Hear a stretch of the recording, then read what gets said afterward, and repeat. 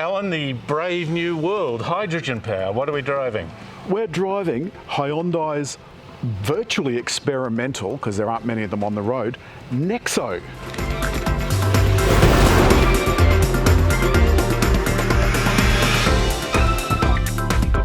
It's not over-adventurous to my mind. It's fairly traditional. But it still looks quite nice. It's got this bar that goes right along the top of light. That comes on at night.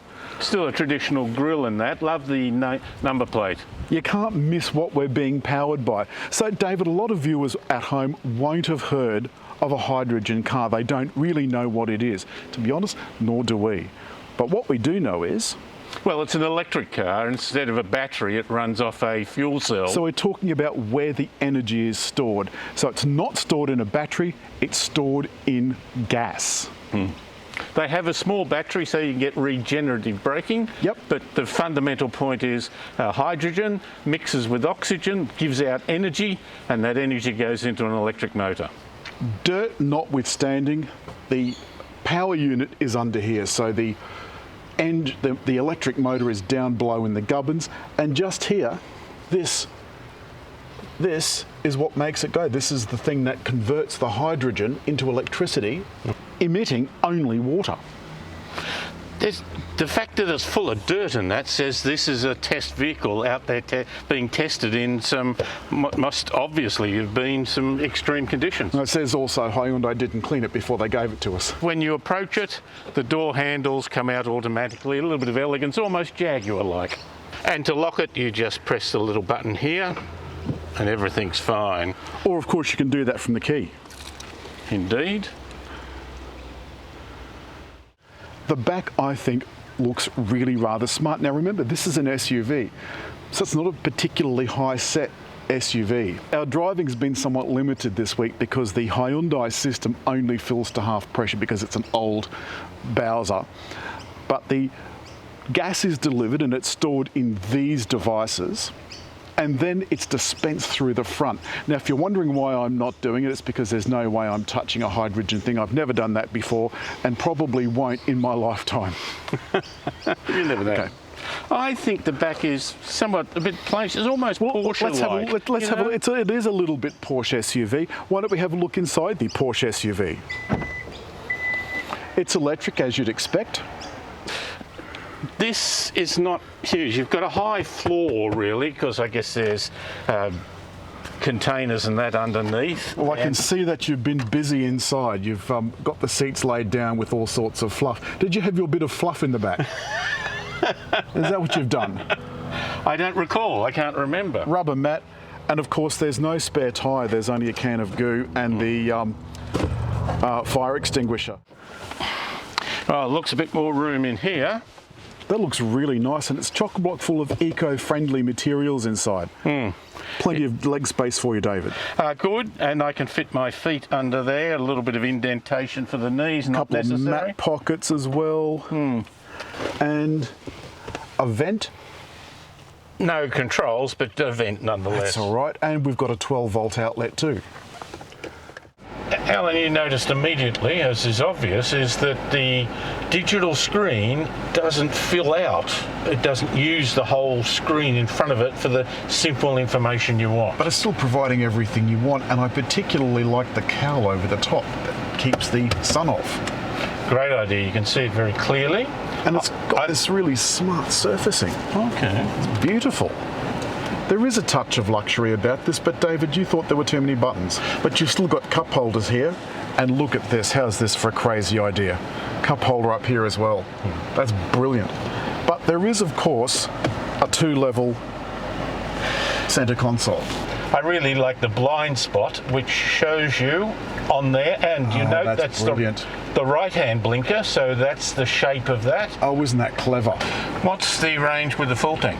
Hyundai told me it's 666, but when I picked it up, when I picked it up, it was little more than just over a third of a tank. So this has got the same parking system that Genesis has got, so it will park without you in the car. All of these buttons, there's an awful lot of them, but they do a job, and they're all zoned. So drive zone, menu zone, temperature zone, and infotainment zone. And of course this is a touchscreen. And you can see here the tanks and the fuel cell. The fuel cell is what's doing the conversion. The tanks, you can see roughly, what would you call that, a third full? And they balance over the tank. Oh, it's even schematic in there. Yeah. This is only a two-wheel drive, and I noticed the other day in the wet, it did get a bit skippity-doo-dah, got a little bit enthusiastic, with only 120 kilowatts. And I do apologise for the hissing sound in the background, but it's simply too hot not to have the air conditioning on. Now this is very much like the big Hyundai SUVs that we've had, the Palisade, the Santa Fe and so forth. I think the dash, once you're moving, it just gives you all the information you could possibly want. This is a very big screen. What I love is the cooled seats. You can get direct body contact with heat and cool, and it makes all the difference. I love the cooled seats. Gosh, Bit rough. Bit rough with the brakes there, Joyce. Yeah, sorry You're about not that. pulling up a 747, you know. This is light and elegant. Light and elegant, David. I know you have a different feel to this, but I find the steering felt pretty artificial. All electric cars I've driven have an artificial feel to them. Yeah. But I think the thing about all electric cars is it does take a little while to get used to driving other side, Joyce. You really can't cope with changing your blinkers. I got it right the first time that I thought about it. But this isn't having severe braking, regenerative braking. You know how you can vary that? Well, you can vary it on this, yes, with your Okay. with your paddles. Okay, but it tells me too. I quite like that. Yeah, so if you want more regenerative braking, the left-hand paddle, you give that a couple of twists. And if you want less, you give the right-hand paddle a twist.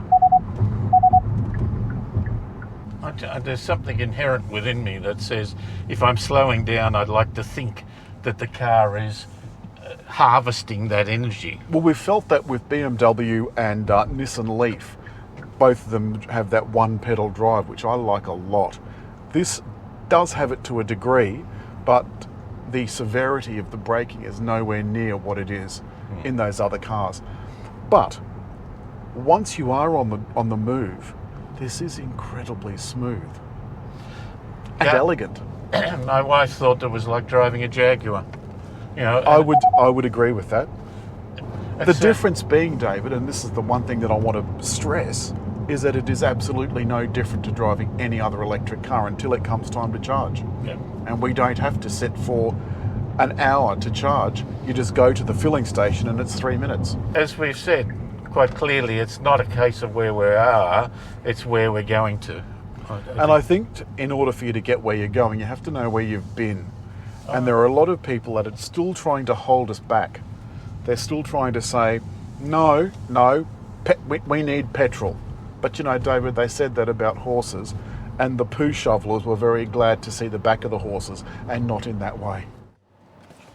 Hyundai have thoughtfully provided us with a couple of cards that show the progression of the development of hydrogen fuel cells from 1998 when they started research to 2018 when this car came out. Well, you can see that it has 0 CO2, filters and purifies the air. The only thing to come out of the tailpipe here, David, is? Water. Water. Because you take your H2, which I think this is on my fuel gauge, it's got H2. I think that's fab. I don't know why I think it's fabulous. I just do. But in order for the system to work, you have to have very pure oxygen to mix with the hydrogen, and therefore they filter. Sorry? It works in Sydney. That says a lot about Sydney. And so that's why it's actually cleaning the air. Yeah. Because they're taking it. You've got to change the filters periodically. But I think that's one of the reasons that this car is so important. The other important thing is the way they produce the hydrogen. Now, some have made comment about the fact that it takes more energy to produce the hydrogen than what you get as a return in the car itself. And all I would say to you is, well, I don't know how much of a return it takes to get 1 million years or 2 million years to produce petrol, to dig it up, refine it, truck it, put it in your car and then burn it very, very inefficiently. Imagine if every car, instead of emitting CO2, cleaned the air. Now the thing, of course, is that one of the big polluters from an environmental point of view is shipping. And so the fact that this technology could well find its way into shipping is why the hydrogen economy is really going to be very important. And this is the future, I think, not only of motoring, but of power generally. This can power your house. 6 kilos, 6 1/3 kilos would power my house for probably a week. Now at the moment, hydrogen is about $16 a kilo, but that's set to come down over the next 10 years, and that's going to be much, much cheaper than power of any kind. It's not where we're at, it's where we're going to, and I think this car is all of that, including a smooth ride, a typical electric vehicle. Yeah. As always, hit like. I'll leave a comment. And just there to subscribe.